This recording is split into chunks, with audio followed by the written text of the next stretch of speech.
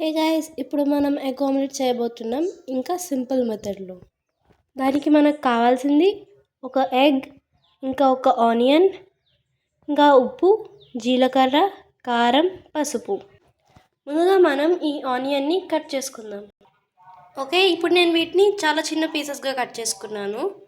Next వీటిని మనం ఒక బౌల్లోకి షిఫ్ట్ చేసుకుందాం. ఓకే, ఇప్పుడు మనం ఇందులో కొంచెంగా కారం తీసుకుందాం. కారం ఎంత తీసుకోవాలంటే చాలా తక్కువ.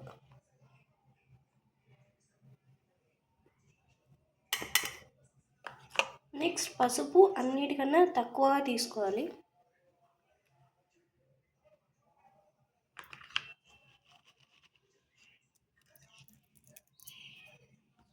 ఇంకా కొంచెం జీలకర్ర,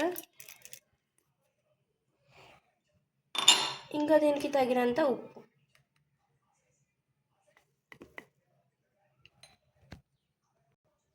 ఓకే, ఇప్పుడు మనం దీన్ని కలుపుకుందాం.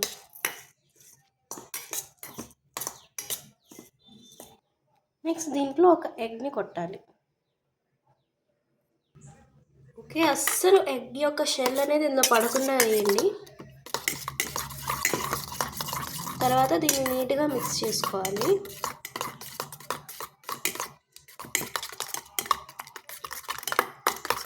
మీకు కావాలంటే దీంట్లో పచ్చిమిరపకాయలు కూడా వేసుకోవచ్చు. ఓకే, ఇప్పుడు దీన్ని ఇలానే ఉంచేసి మనం ప్యాన్ని స్టవ్ మీద ప్రీహీట్ చేసుకుందాం. మీరు ఈ ప్యాన్ని హై ఫ్లేమ్లో పెట్టేసి ప్రీహీట్ చేసుకోవడం స్టార్ట్ చేయండి. నాకైతే ప్యాన్ హీట్ అయింది కాబట్టి నేను ఇప్పుడు ఇందులో కొంచెం ఆయిల్ వేస్తాను. ఒక టేబుల్ స్పూన్తో లైట్గా ఆయిల్ యాడ్ చేద్దాం. నేను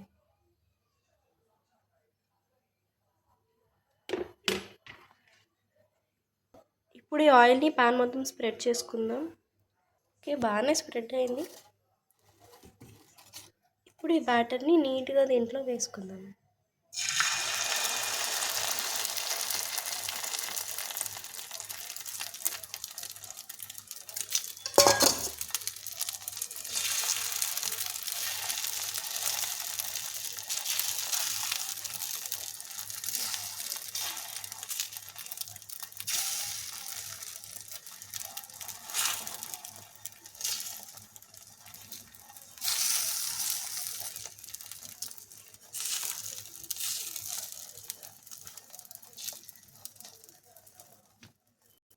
ఇప్పుడు దీన్ని అస్సలు మాడనివ్వకుండా సిమ్లోనే పెట్టి కొద్దిసేపు ఉంచాలి.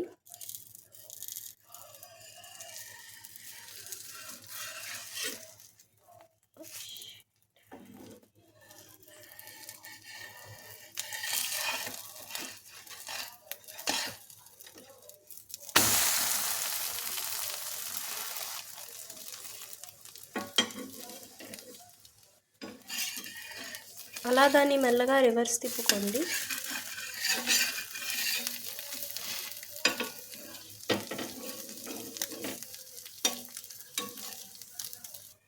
గైస్, నేనైతే దీన్ని హార్ట్ షేప్లో కట్ చేశాను.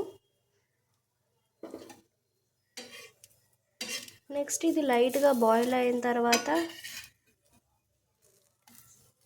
అంతే, ఆమ్లెట్ రెడీ. స్టవ్ ఆఫ్ చేసుకోండి. ఇప్పుడు దీన్ని మనం హాట్ డిష్లోకి షిఫ్ట్ చేసుకుందాం, లేకపోతే చల్లారిపోద్ది.